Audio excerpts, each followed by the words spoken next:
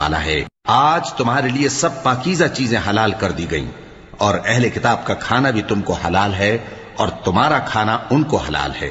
اور پاک دامن مومن عورتیں اور پاک دامن اہل کتاب عورتیں بھی حلال ہیں، جبکہ ان کا مہر انہیں دے دو،